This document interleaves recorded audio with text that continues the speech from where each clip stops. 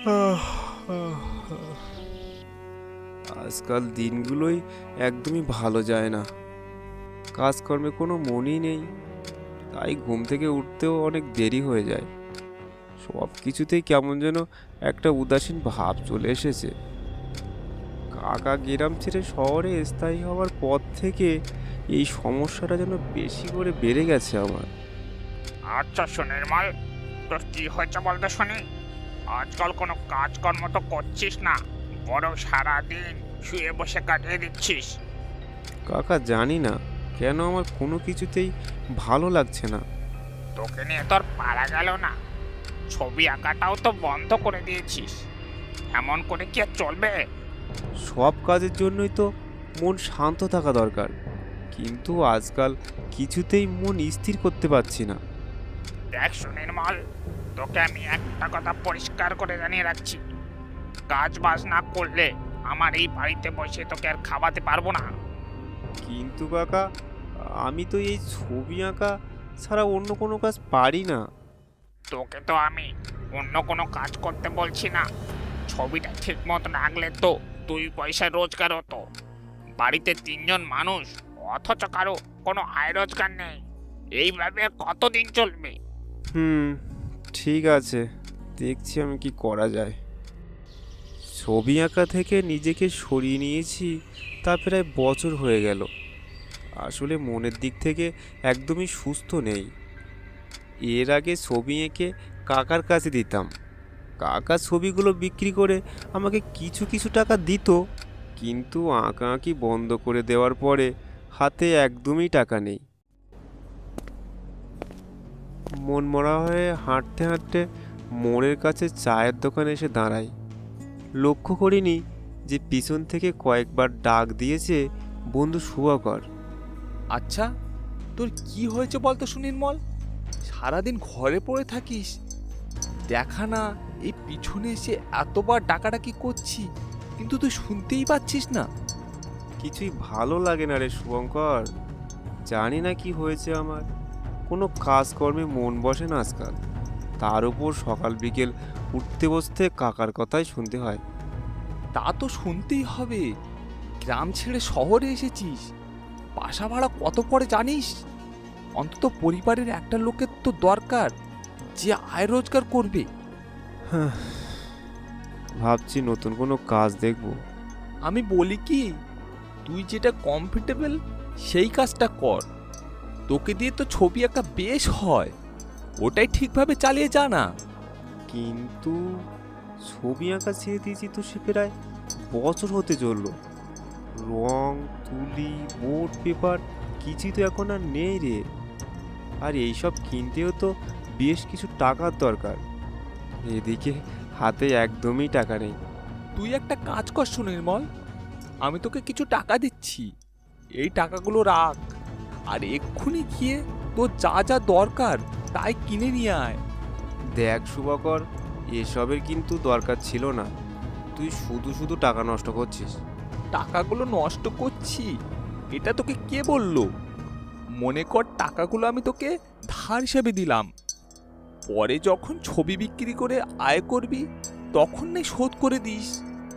সত্যি ভাই, তোর মতো বন্ধু পেয়ে আমি ভাগ্যবান রে। এখন আর কথা না বাড়িয়ে তাড়াতাড়ি কাজে লেগে পড়তো, বিকেলে কথা হবে। সাথে সাথেই ওই অবস্থায় এক কাপড়ে বেরিয়ে পড়ি। আমাদের বাড়িটা মার্কেট থেকে বেশ দূরে, তা প্রায় 5 থেকে 6 কিলোমিটার। তাই আঠের জন্য জিনিসপত্র কিনতে হলে বাড়ি থেকে আমাকে বেশ অনেকটা দূরে যেতে হয়। বড় রাস্তায় উঠতেই দেখলাম একটা টোটো সাঁই সাঁই করতে করতে আমার সামনে এসে থামলো। দাদা, দুর্গাপুর সিটি মার্কেট যাবেন? হ্যাঁ বাবু, উঠে পড়ুন। আচ্ছা, দুর্গাপুর সিটি মার্কেট তো এখান থেকে বেশ খানিকটা দূর, তা আপনি কি আমাকে সেখান থেকে আবার নিয়ে আসতে পারবেন? তা সেখানে আপনার দেরি কেমন হতে পারে শুনি? না না, আমার একদমই দেরি হবে না, শুধু দোকান থেকে কয়েকটা সরঞ্জাম কিনবো, তারপর আবার গাড়িতে উঠে পড়বো।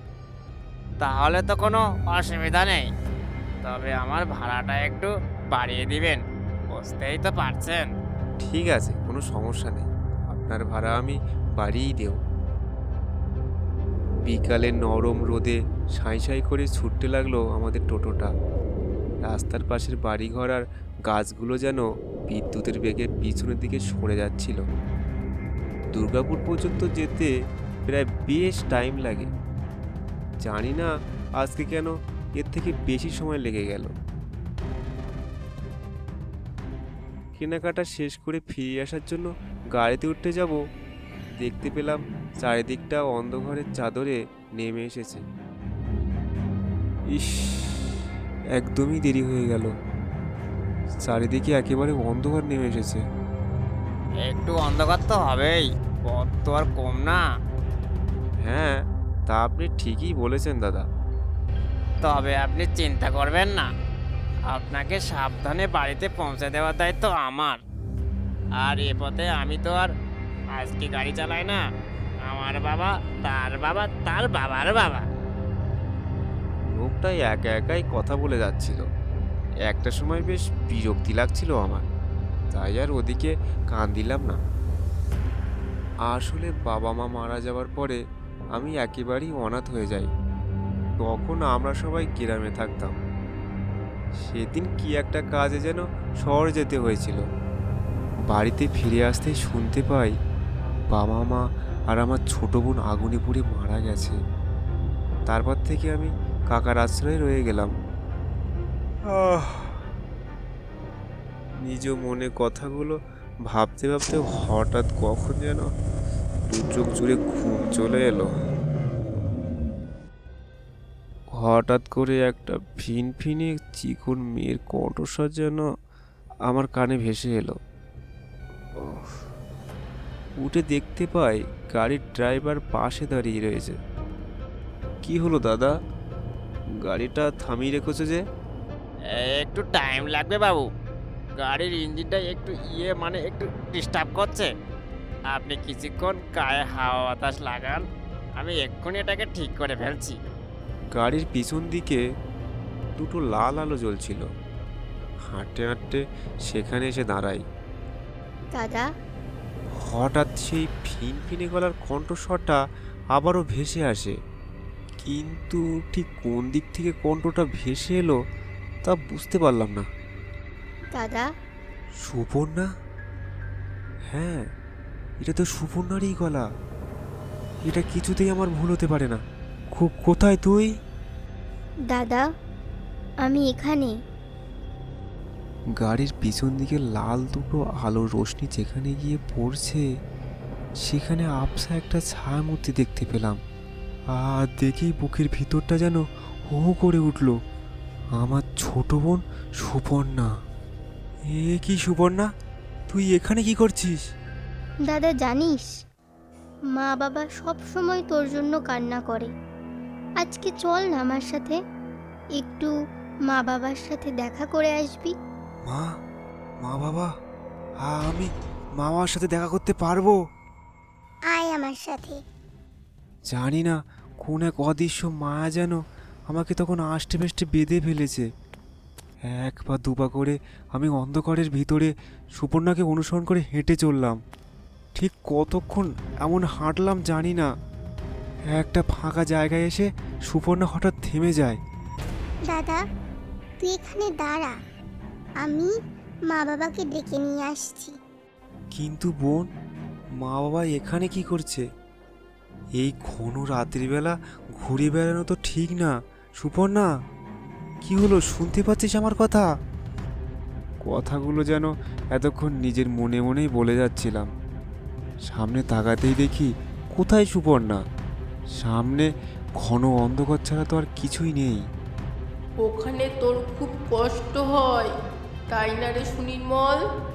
শীতের ঠান্ডা বাতাস যেমন গোটা শরীরে কাঁটা দিয়ে যায়, ঠিক তেমনই আমার সমস্ত শরীরে এক শিহরণ জেগে উঠল।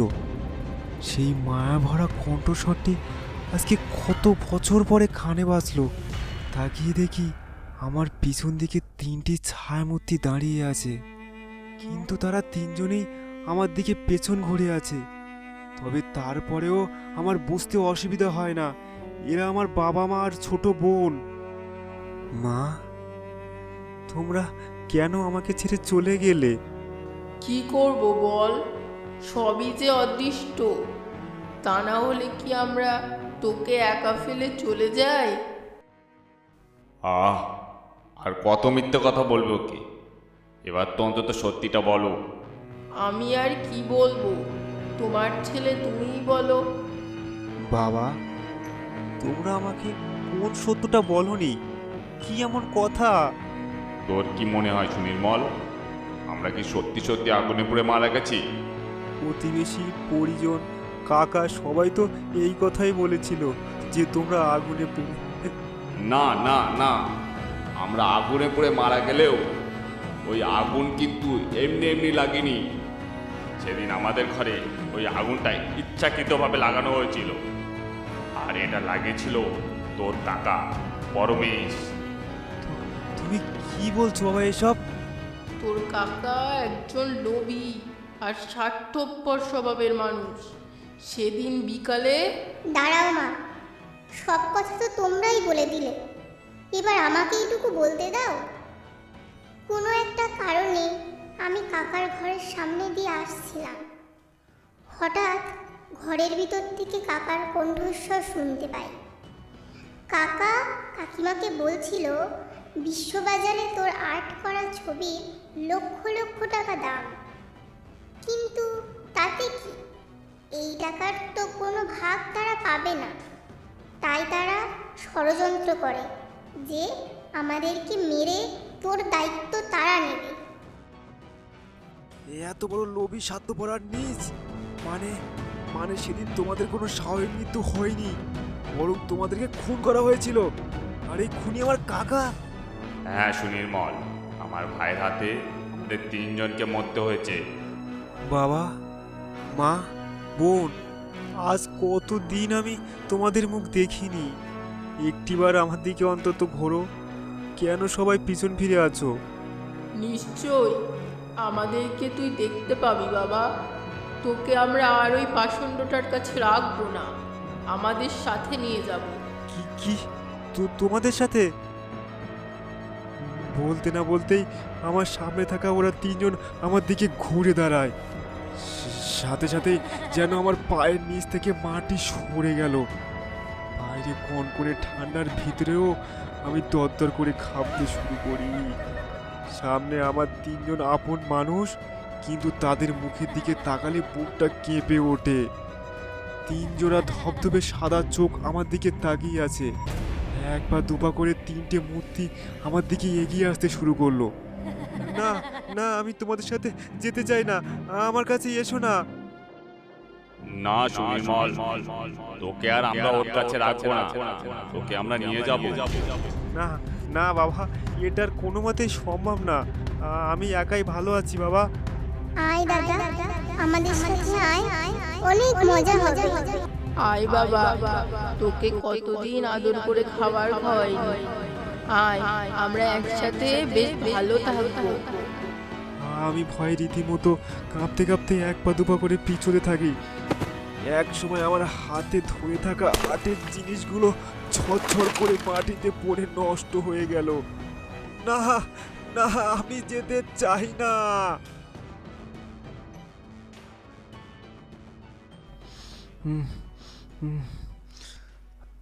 চোখ খুলে দেখতে পাই আমি টোটো সিটে বসে আছি, আর আমার সামনে ঝুঁকে আছে টোটো ড্রাইভার লোকটা। কি হলো বাবু? সেই কখন থেকে আপনাকে ডাকাডাকি করছি, কিন্তু আপনার তো ঘুমেই ভাঙছে না। হ্যাঁ, ও হ্যাঁ হ্যাঁ, আসলে চোখটা একটু লেগে এসেছিল। তো তোমার গাড়ি ঠিক হয়ে গেছে? গাড়ি ঠিক হয়েছেন কি বলেন বাবু? আমরা তো সে কখন পৌঁছে গেছি। আপনি নেমে পড়ুন এবার। লোকটাকে ভাড়া মিটিয়ে গাড়ি থেকে নেমে পড়ি। বেশি ব্যস্ত পায়ে বাড়ির দিকেই এগিয়ে যাচ্ছিলাম।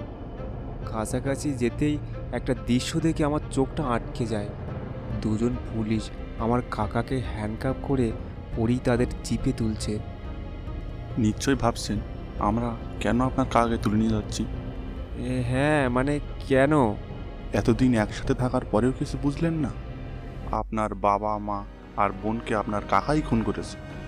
আমরা সেই অভিযোগে ওনাকে গ্রেপ্তার করে নিয়ে যাচ্ছি। কাকাকে নিয়ে পুলিশের গাড়িটা অন্ধকারে মিলিয়ে যেতেই যেন বাবা মার বোনের অস্পষ্ট কিছু কথা আমার মনে ভেসে উঠল। তার মানে স্বপ্নের ভিতরেও আমি ভুল কিছু দেখিনি।